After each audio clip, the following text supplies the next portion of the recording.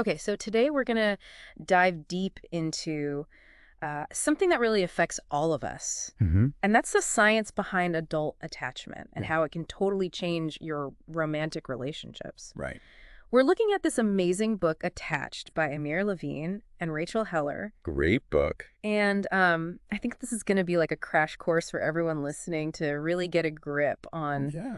those hidden patterns that kind of drive how you act when you're in love. Absolutely. And hopefully we can give you some really solid advice on how to find and keep a relationship that means something to you. That's the goal. Yeah, so what I found really interesting is that Levine and Heller didn't just base their book on what they saw in therapy. Right. They looked at all sorts of people, So, like people just living their lives and trying to figure out relationships just like you and me. exactly. And that's what makes it so relatable for everyone listening. It's not just Yeah. some clinical perspective. It's really grounded in the everyday experiences Hmm. of how we connect with each other. Right, so let's get to the heart of this idea that needing close relationships is not just some nice extra. Yeah. It's like built into us biologically. It really is. It's essential for us It is. as humans. And I mean, way back to our ancestors, Oh, yeah. being connected to someone who cared about you Huge survival advantage, right? totally increased your chances of surviving a tough day back in the prehistoric days. Exactly. Back then, being alone meant being vulnerable. Yeah. So having a strong connection was basically essential for survival. So how does this actually work? Like, what's happening in our brains when we feel that connection with someone? Well, there's this biological mechanism called the attachment system, and its main job is to make sure you feel safe and secure. Okay. When you're connected to someone like a partner and you feel good about that connection, Yeah. this system is usually pretty chill. But when you sense that connection might be in trouble, Uh-huh. that's when your attachment system goes into overdrive. Okay, I'm starting to get a little anxious just thinking about that. Well, it's a natural response. It's actually trying to protect you. Okay, so what does that look like when the attachment system freaks out? I mean, do we like turn into cavemen and start swinging from the trees? Not quite, although sometimes it might feel that way. I'm okay, good. So one way this shows up is through something called protest behavior. Okay, so that sounds intense. Well, when you hear that, Yeah. you might picture a toddler having a meltdown when their parent leaves. Right, right. But adults do it too. Think Yeah. about it. Have you ever suddenly picked a fight with your partner Oh, yeah. when you felt they were being emotionally distant? All the time. Or maybe you blew up their phone with texts when they didn't answer right away? Guilty as charged. That's your adult protest behavior in action. Wow, so it's not just me being crazy. No, not at all. It's your attachment system Hmm. trying to get their attention and reestablish that feeling of security. Huh. Okay, so maybe I'm a little less crazy than I thought. We all have these instincts. It's about understanding them. Okay, but is all protest behavior bad? Not necessarily. Remember, attachment theory isn't about labeling behaviors as good or bad. Right. It's about understanding the why behind them. It's driving those actions. That makes sense. It's like figuring out what your internal alarm system is trying to tell you. So are these attachment styles like personality types or something? They're more like patterns, like patterns of how you relate to people in close relationship. Okay, so is that set in stone? Like, are we stuck with one style forever? The good news is no, they can change. And we're going to dive into all of that. Mm-hmm. But first, let's break down these styles a bit. Perfect. Yeah, because I think a lot of people listening are probably thinking, okay, this is fascinating, but what does it mean for me? Exactly. So let's start with the three main attachment styles: anxious, avoidant, and secure. All right, let's do it. We're going to explore how they show up in your relationships and what you can do about it. Great, because I'm already feeling like I need to rethink some things. Well, that's a good sign. It means you're paying attention. Okay, I can handle that. So let's kick things off with an idea that might seem a bit counterintuitive at first: the dependency paradox. The dependency paradox. Yeah. You know how we're always told to be independent and self-sufficient? Especially in relationships. Right, like needing someone as a weakness or something. Yeah. You gotta be strong and independent. But attachment theory offers a different perspective. Okay, I'm intrigued. Tell me more. So the dependency paradox suggests that depending on the right person can actually make you more independent and happier. Wait, so you're saying that needing someone can make you stronger? Exactly. It's like that saying, two heads are better than one, but for your emotional well-being. Huh. Okay, that's a new way to think about it. Think of it less as, I need you because I'm weak, and more as, I have a strong base so I can be even stronger on my own. Okay, so how does this play out in real life? Let's look at the strange situation test. a classic experiment in attachment theory. Okay, I've heard of that. What is it again? So basically, they put a child in a room with their parent, and the child feels safe to explore because their parent's there. Right, the parent is like their home base. Exactly. Then the parent leaves, the child gets upset, but when the parent comes back, the child calms down and starts exploring again. Interesting. So the child needs that secure base to feel confident. Yes, and what's fascinating is that this same dynamic plays out in adult relationships. So you're saying our partners can be like that secure base for us. Exactly. When you have a secure partner, you feel more confident to go out and do your own thing. Yeah, to pursue your goals and all that. Exactly, because you have someone reliable to come back to. Someone who has your back no matter what. That's the idea. I can see how that would make a huge difference. There's actually research to back this up. Brooke Feeney found that when people feel supported by their partners, they have higher self-esteem and a better mood. Wow. So it's not just about feeling good, it actually helps you achieve your goals. Exactly. That feeling of having someone in your corner can totally change your life. So this reminds me of that reality TV show with Karen and Tim. Remember how she always wanted him to hold her hand during the stressful parts? Oh, yeah. And he was so hesitant, like he thought it made her look weak. Exactly. He just didn't get it. Well, if you look at it from an attachment perspective, Yeah. Karen was just seeking that secure base, that feeling of safety and comfort. So her needing that physical touch wasn't weakness. It was just her attachment system doing its thing. Right. And Tim, by offering that simple gesture, could have actually helped them as a team. Like a parent comforting a child in the strange situation test. Exactly. It's amazing how such a small thing can make such a big difference. And it's not just emotional. There's actually research showing that secure relationships can impact your physical health too. Oh, yeah. Dr. Brian Baker's work is really fascinating. He found that people with mild hypertension who have good marriages Yeah. actually have lower blood pressure when they're with their partners. Wow, that's amazing. So a secure relationship can actually be good for your heart. Literally. That's pretty incredible. It is. It really shows how deeply connected our emotional and physical well-being are. Okay, so if depending on the right person can make you more independent and healthier, the next question is how do you find that right person?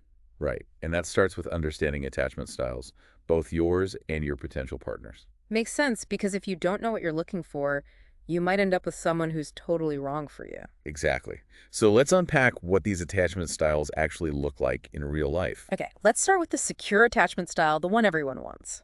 So securely attached people are generally warm, loving, and comfortable with intimacy. Okay. They're good at communicating their needs, and they're also good at reading your emotions and responding in a caring way. That sounds amazing. It is. They're the kind of people who can share their ups and downs with you, and they're there for you when you need them. So how do you actually spot someone with a secure attachment style? Like, can you tell on a first date? You might get some clues, but it really takes time to see someone's true colors. Yeah, that's true. But the good news is most people reveal their attachment style through their actions and words over time. Okay, so it's about paying attention to those patterns. Exactly. You're looking for consistency Yeah. and how they relate to you, especially when things get a little deeper. Okay, now what about the avoidant attachment style? What are the red flags there? Well, avoidant folks often get uncomfortable with too much closeness. Okay. They really value their independence and might see everyday requests as like a threat to their freedom. So, like, asking them to do the dishes is a relationship deal breaker? Maybe not that extreme, but you get the idea. Okay. When things start to feel too intense or demanding, they tend to withdraw emotionally. Oh, so they just disappear into their man cave? Something like that. Yeah, they might become distant or even physically create space. Huh. So basically they run away when things get too real. In a nutshell, yes. And I read that avoidant people rarely date each other. That's right. There wouldn't be much holding that relationship together. Like two magnets repelling each other. Exactly. Okay, now let's talk about the anxious attachment style. What are some of the signs there? Anxious individuals are often super preoccupied with the relationship. Okay. They're very sensitive to anything that feels like a threat to the relationship's security. Like if their partner doesn't text back right away. Exactly. And they need a lot of reassurance and validation from their partner. So they're constantly checking in and asking, do you still love me? It can feel that way. Yeah. They're always looking for signs that everything is okay. And they tend to overthink things, right? Oh, yeah. Big time. They might take a neutral comment and turn it into a whole drama in their heads. So their minds are basically working overtime trying to figure out the relationship. Pretty much. So Levine and Heller give some really good examples in the book that help you recognize these styles, like Barry the divorced guy who's terrified of being financially exploited again. Right, he's a classic example of avoidant tendencies. Yeah, his whole thing about not wanting to compromise even for love and keeping his finances totally separate. That really shows his deep discomfort with true interdependence. And then there's Paul, who breaks up with Amanda after a couple of months because he suddenly finds all these flaws in her once they start getting closer. Another classic avoidant move, finding reasons to devalue the partner and create distance when things get too intimate. It's like he gets scared and has to sabotage the relationship before he gets too attached. Exactly. It's a way to protect himself from feeling vulnerable. And we also have Suzanne, who desperately wants a soulmate, but keeps getting hurt in relationships. Suzanne's story really highlights that anxious longing for closeness combined with a fear of rejection. Yeah, she wants that deep connection, but she's also terrified of being abandoned. Right, and that can lead to a pattern of seeking love from people who aren't capable of giving her what she needs. So it's like a self-fulfilling prophecy. In a way, yes. And then there's Emily, who has this extreme reaction to David constantly checking her phone and even creating a fake online persona to spy on him. That's a powerful illustration of a highly activated attachment system. Yeah, that's some next-level anxiety. And there's actually neuroscience that helps explain this. The Gillif MRI experiment showed that in anxiously attached people, the parts of the brain that process emotions go into overdrive when they think about potential loss or rejection. Wow, so their brains are literally wired to feel those emotions more intensely. And the parts of the brain that regulate emotions are less active, so it's harder for them to calm down once they get triggered. So it's not just in their heads, it's actually a biological difference. Exactly. That's fascinating and kind of sad too. It is. It shows how much our early experiences can shape our brains and our emotional responses. So knowing all this about the different attachment styles, it makes sense that certain combinations might be more challenging than others. Right. And one of the most common and often problematic pairings is the anxious-avoidant trap. So it's like a moth to a flame situation. In a way, yes, there's this magnetic pull between these two styles, even though it often leads to unhappiness. So why are anxious and avoidant people so drawn to each other? It's kind of counterintuitive, but for someone with an anxious attachment style, the avoidant partner's inconsistency can actually trigger their attachment system. So the hot and cold behavior of the avoidant person keeps the anxious person on edge. Exactly. And that creates a cycle of preoccupation and needing constant reassurance, which the avoidant partner is usually unable or unwilling to provide. So it's like an emotional roller coaster for the anxious person. And they might even mistake that intensity for passion. So they think the drama is a sign of true love. Unfortunately, yes. And what happens when an anxious person meets a secure person? That should be a good thing, right? Yeah, you'd think so. But sometimes the calmness and stability of a secure partner can actually feel boring to someone who's used to that emotional roller coaster. So they might misinterpret the lack of drama as a lack of interest. Exactly, like in the example of Chloe and Trevor in the book. Right. So it's like they don't trust the calmness. They need that push and pull to feel alive. It can feel that way. So if you find yourself stuck in this anxious avoidant trap, what can you do to break free?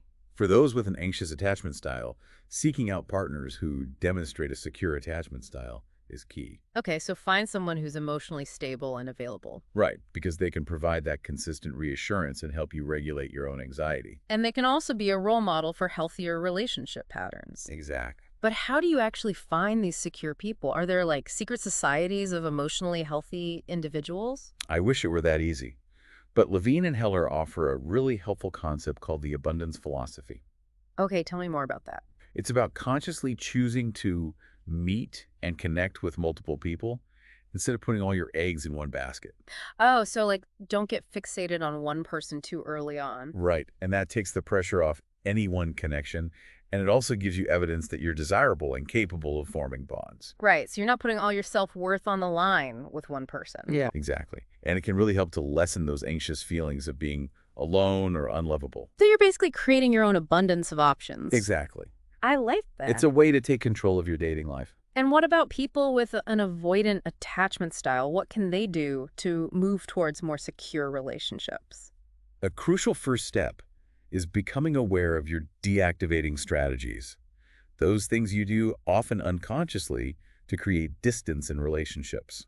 So like picking apart your partner's flaws or suddenly needing a ton of space. Exactly. It's about recognizing those patterns in yourself. And the book talks about this thing called the Phantom X phenomenon. Oh, yeah. That's when avoidant people tend to idealize their exes after the relationship is over. So they forget all the bad stuff and just remember the good times. Right, because the distance makes them less afraid of intimacy. So they create this fantasy version of their ex in their minds. Pretty much. But the good news is attachment styles aren't set in stone, right? Absolutely. You're not doomed to repeat the same patterns forever. Thank goodness. Through self-awareness, a desire for change, and positive relationship experiences, both anxious and avoidant individuals can learn to create more secure connections. So there's hope for all of us. Definitely. Okay, so let's talk about communication because that's obviously a huge part of any relationship. It's the foundation of a healthy relationship. But the book says that our attachment styles can really affect how we communicate with our partners. Absolutely. Your attachment needs, whether it's the anxious need for closeness or the avoidant need for space, can really influence how you express yourself. So an anxious person might be constantly seeking reassurance while an avoidant person might shut down and withdraw. Exactly. And those different communication styles can lead to a lot of misunderstandings and conflict. Okay, so what are some good communication principles that can help bridge those differences? Levine and Heller offer 5 really helpful principles. The first is to wear your heart on your sleeve. Okay, so be open and honest about your feelings. Exactly. The second is to focus on your needs when you're communicating, but also be mindful of your partner's well-being. So it's not just about getting your needs met, it's about doing it in a way that respects your partner. Right. The third principle is don't blame. Okay, no pointing fingers. Exactly. Yeah. Blaming just puts your partner on the defensive and shuts down communication. So it's more about expressing how you feel rather than accusing your partner of doing something wrong. Exactly. The fourth principle is to be assertive and non-apologetic about your needs. So don't be afraid to speak up for what you want. Right. Your needs are valid, and it's okay to express them clearly and directly. And the fifth principle is that your partner's response to you expressing your needs is a really important indicator. Yes, it shows how much they care about your well-being and how willing they are to work on the relationship. So if they dismiss your needs or get defensive, that's a red flag. It could be a sign that they're not as invested in the relationship as you are. The book also talks about how anxious and avoidant people might struggle with communication in different ways. Right? Like someone with an anxious attachment style might unintentionally push their partner away by being too demanding or accusatory. So their anxiety can actually sabotage the relationship. And for avoidant people, they might struggle to even identify their own needs for space and autonomy. So they might just shut down or withdraw without explaining why. Exactly. And that can leave their partner feeling confused and rejected. So how can anxious people communicate more effectively? The key is to express their needs directly and honestly, instead of resorting to those dramatic protest behaviors. So like instead of picking a fight, just say, hey, I'm feeling a little insecure right now. Can I have some reassurance? Exactly. That's much more likely to get a positive response from your partner. And what about avoidant people? How can they learn to communicate their needs? It's about acknowledging their need for space and proactively communicating that to their partner. So they need to say, hey, I need some alone time right now, but it's not because I don't care about you. Exactly. Reassurance is key. It prevents the partner from feeling rejected and helps to avoid those anxious pursuit behaviors. Okay, so communication is key. But what about conflict? I mean, every couple fights, right? Conflict is inevitable, but it's how you handle it that matters. So it's not about avoiding conflict altogether. Right. Secure couples actually see conflict as an opportunity to grow closer. Interesting. So they use it to understand each other better? Exactly. They focus on finding solutions together rather than trying to win the argument. And the book gives some great principles for resolving conflict in a healthy way. Right. They call them the 5 secure principles. Okay, lay them on me. First, you got to show concern for your partner's well-being, even when you're disagreeing. So basically, don't be a jerk even when you're angry. Pretty much. Second, stay focused on the problem at hand. Don't bring up past grievances or make personal attacks. So no hitting below the belt. Exactly. Third, avoid generalizations like you always do this or you never listen. Yeah, those just escalate things. Right. Fourth, be willing to engage in the process of finding a solution. Don't just shut down or withdraw. So be an active participant in working things out. Exactly. And finally, effectively communicate your own feelings and needs during the conflict. So be clear and assertive, but also respectful. Right. It's about finding that balance. The book gives some good examples of how these principles work in real life, like Frank and Sandy compromising about their summer home. Yeah, they were able to find a solution that worked for both of them because they were both willing to consider each other's needs. And George and Kelly working through their disagreement about the messy apartment. They stayed focused on the problem and didn't let it turn into a personal attack. Exactly. So it's not about being perfect, it's about having the skills to work through those inevitable disagreements. Right. The book also warns against some common insecure conflict strategies that couples should avoid. Oh, yeah. Those are the things that really damage relationships. Like what? Things like neglecting your partner's feelings during a fight. So not being empathetic. Right. Or resorting to personal attacks and name-calling. Yeah, that never ends well. And reacting with a tit-for-tat mentality, just escalating the negativity. So basically, don't be a drama queen. Pretty much. And avoid withdrawing emotionally and refusing to engage. So don't just shut down and give the silent treatment. Right. And most importantly, don't forget to consider your partner's well-being throughout the conflict. So even when you're angry, remember that you love this person. Exactly. The example of Paul and Jackie's conflict in the book really shows how easy it is to fall into these destructive patterns. Yeah, they just kept going back and forth and never really addressed the core issue. It's like they were stuck in a negative feedback loop. Exactly. So this might sound crazy, but the book suggests that we can learn how to be more secure in our relationships by observing secure role models. That's a really interesting idea, and it makes sense if you think about it. Like if you have a friend who's really good at handling conflict, you can learn from them. Exactly. And it's not just people.